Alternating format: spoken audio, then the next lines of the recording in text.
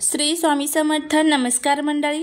भगवान श्रीकृष्णाला प्रसन्न करण्यासाठी आणि मोक्ष प्राप्तीसाठी जन्माष्टमीचे व्रत करण्याची परंपरा आहे. या दिवशी भगवान विष्णूंचा अवतार असलेल्या श्रीकृष्णाचा जन्म झाला.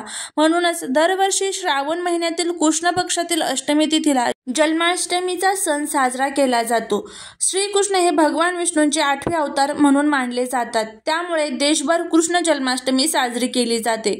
महाराष्ट्रातही त्याचा उत्सव असतो. अष्टमीच्या रात्री कृष्ण जन्म आणि दुसऱ्या दिवशी गोपालकाला साजरा करतात. दहीहंडी फोडली जाते. गोपालाष्टमीच्या दिवशी अनेक जण 1 दिवसाचा उपवास ठेवतात. रात्री कृष्ण जन्म झाल्यानंतर तो उपवास सोडला जातो. प्रसादामध्ये दही काला बनवला जातो. दुसऱ्या दिवशी दहीहंडीचा थरारक खेळ रंगतो. जन्माष्टमीचा सण श्रावण महिन्यातील कृष्ण पक्षातील अष्टमीला साजरी करण्याची परंपरा अनेक वर्षापासून सुरू आहे.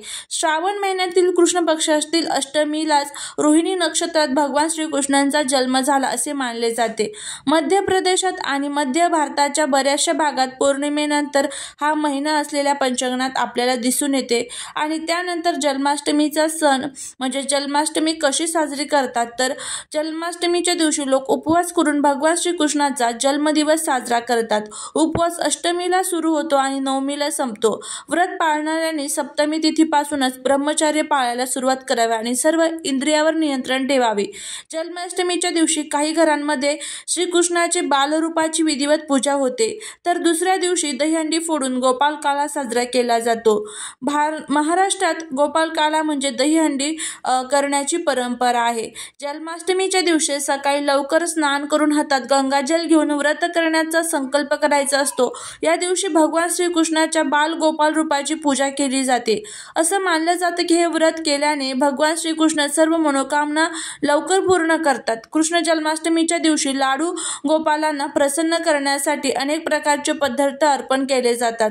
काही घरांमध्ये जन्माष्टमीच्या दिवशी सुंदर जी सजावट असते तर ती केली जाते. त्याचबरोबर देवकीची मूर्ती, गोपालाची मूर्ती यांचं पूजन केलं जातं. जर तुम्हाला देवकीची मूर्ती सापडली नसेल तर तुम्ही गाय आणि तिच्या वासराची पूजा करू शकतात. रात्री 12 वाजता भगवान श्रीकृष्णाचा जन्मोत्सव साजरा करण्यासाठी आणि त्यांना अन्नदान करण्यासाठी फळे, मेवा, पिठाची पिंजरी आणि पंचामृत देखील केले जाते. रात्री देवाचा भोग अर्पण केल्यावर तुम्ही स्वतःही फळं खाऊ शकतात आणि उपवास सोडू शकतात. जन्माष्टमी या सणाचं मुख्य महत्त्व म्हणजे चांगल्या हेतूने प्रोत्साहन देणे आणि वाईट प्रवृत्तीला परावृत्त करणे हे आहे. जन्माष्टमी ही एकात्मतेसाठी साजरी केली जाते. हा पवित्र सण लोकांमध्ये बंधुभाव वाढवतो आणि म्हणूनच जन्माष्टमीला एकतेचे प्रतीक मानले जाते. तर अशा पद्धतीने आपल्या सर्वाला जन्माष्टमी साजरी करायची असते. जन्माष्टमीच्या दिवशी आपल्याला आपल्या घरामध्ये काही वस्तू घेऊन यायच्या आहेत. कशासाठी? आपल्या घरामध्ये जे काही दारिद्र्य, दुःख, संकटे, अडचणी, दोष आहेत तर ते दूर व्हावे असे प्रत्येकालाच वाटत असते. घरामध्ये जे काही नकारात्मकता आहे तर ती संपवावी आणि त्याचबरोबर घरामध्ये सकारात्मक ऊर्जेचा संचार व्हावा.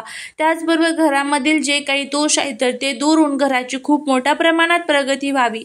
यासाठी आपल्याला हा जो उपाय आहे तर तो करायचा आहे. कृष्ण जन्माष्टमीच्या दिवशी तुम्हाला घरामध्ये एक वस्तू घेऊन यायची आहे. कोणती वस्तू आहे आणि ती कशा पद्धतीने आणायची आणि त्याचा उपाय कशा पद्धतीने करायचा संपूर्ण माहिती आपण घेऊया. सर्वात प्रथम या दिवशी तुम्हाला स्वच्छ आंघोळ करून त्यानंतर भगवान श्रीकृष्णांवरती तुम्हाला अभिषेक करायचा आहे. आता एक गोष्ट लक्षात ठेवा, तुमच्या घरामध्ये जी रंगनाथाची मूर्ती आहे तर त्यालाच आपण भगवान श्रीकृष्णांचं स्वरूप मानतो.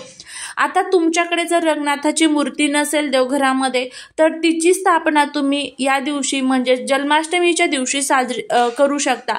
जन्माष्टमी ही 26 ऑगस्टला सोमवारी आहे. योगायोगाने या दिवशीच श्रावणातील 4था सोमवार सुद्धा आहे. तर या दिवशी तुम्ही बालकृष्णाच्या मूर्तीची आपल्या देवघरामध्ये स्थापना करू शकतात.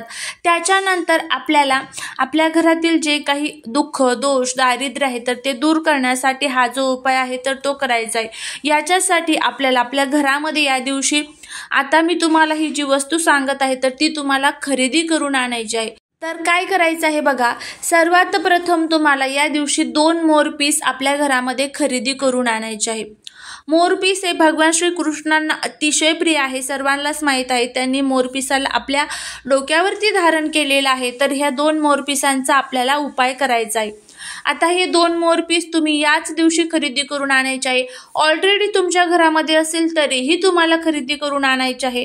त्याच्यानंतर हे जे 2 मोरपीस आहे तर हे आपल्याला आपला जो हॉल आहे, आपल्या घरामध्ये जो हॉल असतो आपला, तर तिथे तुम्हाला हे 2 मोरपीस अशा पद्धतीने लावायचं आहे की घरामध्ये येणाऱ्या जी लोकांची नजर आहे तर ती त्या मोरपिसावरती पडेल. लावत असताना ते मोरपीस तुम्हाला भिंतीला लावायचे आहे आणि दोन्ही मोरपीस एकमेकांना क्रॉस तुम्हाला लावायचे आहे. क्रॉस म्हणजे एकावरती 1-2 मोरपीस आपल्याला लावायचे आहे.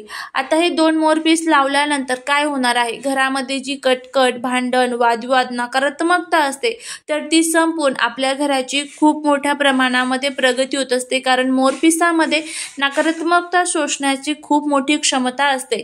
तर अशा पद्धतीने हे 2 मोरपीस तुम्हाला खरेदी करून आणायचे. त्याच्यानंतर पुढचं म्हणजे तुम्ही या दिवशी आपल्या देवघरामध्ये बालकृष्णाच्या मूर्तीची सुद्धा स्थापना करायची आहे. आणि त्याचबरोबर घरामध्ये जर नवरा बायकोमध्ये सतत कटकट, भांडण, वादविवाद होत असतील तर या दिवशी तुम्ही श्रीकृष्ण आणि राधेची जी एकत्र मूर्ती असते तर त्याची स्थापना तुम्ही तुमच्या देवघरामध्ये करू शकता. किंवा मग तुम्ही तुमच्या बेडरूममध्ये सुद्धा ही जी मूर्ती आहे तर ती ठेवू शकता. यामुळे पती पत्नीमधील जे वाद आहे तर ते दूर होऊन त्याचबरोबर घरामधील कटकट, भांडण, वादविवाद हे सुद्धा कमी होण्यासाठी मदत होत असते. त्याचबरोबर पुढची जी वस्तू आहे तर ती तुम्ही घरामध्ये या दिवशी खरेदी करून आणायची आहे, ती म्हणजे हळद. हळद ही भगवान विष्णूंना म्हणजे श्रीकृष्णांना अतिशय प्रिय आहे. तर ही हळद तुम्ही घरामध्ये खरेदी करून आणल्यानंतर थोडीशी चिमूटभर हळद जी आहे तर ती तुम्हाला त्यातली भगवान विष्णूंना अर्पण करायची आहे. आणि त्यानंतर ती हळद तुम्हाला आपल्या घरामध्ये तुम्ही परत यूज करू शकता.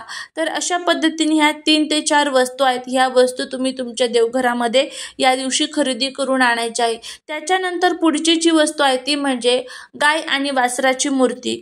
गाय आणि वासराची मूर्ती जर तुमच्या देवघरामध्ये नसेल तर तुम्ही या दिवशी आपल्या देवघरामध्ये गाय आणि वासराच्या मूर्तीची स्थापना करू शकतात. आणि त्यामुळे भगवान श्रीकृष्ण अतिशय लवकर प्रसन्न होत असतात. गाय आणि वासराची मूर्ती ज्यावेळेस आपल्या देवघरामध्ये असते त्यावेळेस नक्कीच त्याचे जे फायदे आहेत तर ते आपल्याला बघायला मिळत असतात. तर नक्की तुम्ही हा जो उपाय आहे तर तो करा, नक्कीच तुम्हाला त्याचा फायदा होईल. यापैकी कोणतीही जी वस्तू मी तुम्हाला सांगितलेली आहे त्यापैकी कोणतीही एक वस्तू तुम्ही घरामध्ये खरेदी करून आणून त्याची जी पूजा यथासांग पूजा करून ती आपल्या देवघरामध्ये जर स्थापित केली तर त्याचे फायदे हे आपल्याला होतातच. तर अशा पद्धतीने ह्या 3 ते 4 वस्तू आहे, यापैकी तुम्हाला जमेल ती वस्तू घरामध्ये खरेदी करून आणा. हळद जर शक्य असेल तर हळद तुम्ही आणू शकता आणि परत ती हळद उरलेली आपल्या घरामध्ये तुम्ही तुमच्या भाज्यांसाठी वगैरे यूज करू शकता. तर नक्की हा जो उपाय आहे तो करा, नक्कीच फायदा होईल. चालेल, ही सेवा ही महाराजांच्या चरणी रुजू करते. व्हिडिओ जर आवडला असेल तर लाईक, शेअर आणि सबस्क्राईब करायला विसरू नका. भेटूया पुढच्या नवीन व्हिडिओसोबत. श्री स्वामी समर्थ.